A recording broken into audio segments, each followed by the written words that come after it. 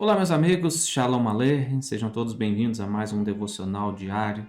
E hoje eu quero compartilhar com vocês uma reflexão sobre o que acontecia com as ofertas que eram trazidas ao tabernáculo. Depois de aprendermos sobre os tipos de sacrifícios, as ofertas que haviam no Mishkan, a gente passa a refletir o que era feito com essas ofertas. Havia animais que eram sacrificados, outros eram queimados em holocaustos, outras oferendas como farinha, por exemplo. Em Levítico capítulo 10, do versículo 12 ao 14, nós temos escrito que disse Moisés a Arão e aos filhos deste, Eleazar e Itamar, que lhe ficaram: tomai a oferta de manjares, restante das ofertas queimadas ao Senhor, e comei-a, sem fermento, junto ao altar. Porque coisa santíssima é.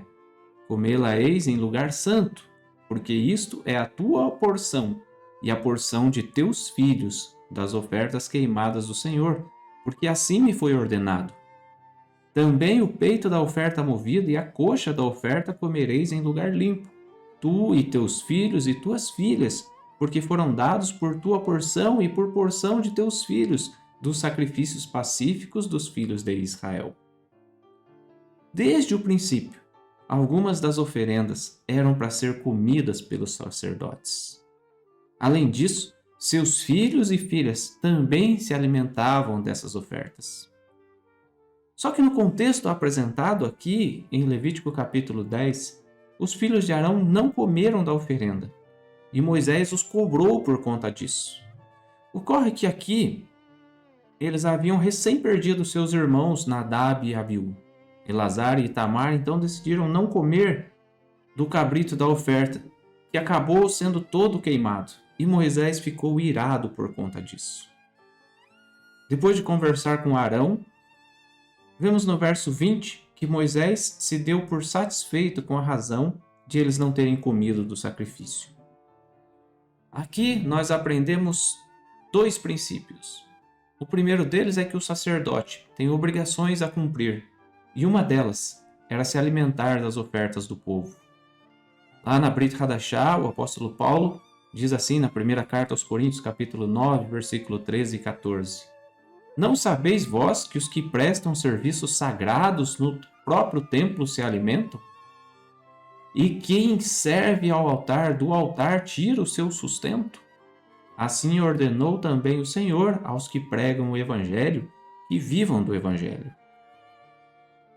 Então, o sacerdote tinha o direito, e mais do que isso, ele tinha o dever de se alimentar das ofertas. E o segundo princípio que nós aprendemos é que Moisés ficou irado, mas também se acalmou ao ouvir a resposta de Arão.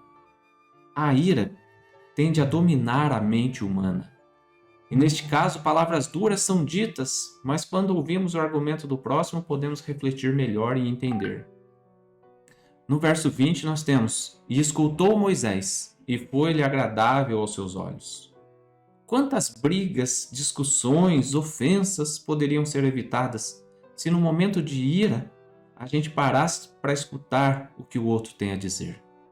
Tiago, capítulo 1, versículo 19 e 20 nos dizem assim: sabeis essas coisas, meus amados irmãos. Todo homem, pois, seja pronto para ouvir, tardio para falar, tardio para se irar. Porque a ira do homem não produz a justiça de Deus. Respeite seu líder, honre-o, compreenda que é mandamento do Eterno que ele e sua família sejam providas daquilo que é deixado no altar. Mas também, quando você for discutir com qualquer pessoa, não se deixe levar pela ira. A ira do homem não produz a justiça de Deus. Seja como Moshe, aprenda a ouvir. Quem sabe o argumento do seu opositor lhe permita ficar satisfeito e até mesmo evitar o pecado. Fazendo assim, certamente estaremos mais perto da vontade do Eterno. Estaremos mais perto de entender o que Deus quer de cada um de nós. E sejamos pessoas temperantes. E assim podemos melhor desfrutar a cada dia de 5 minutos para Deus. Shalom.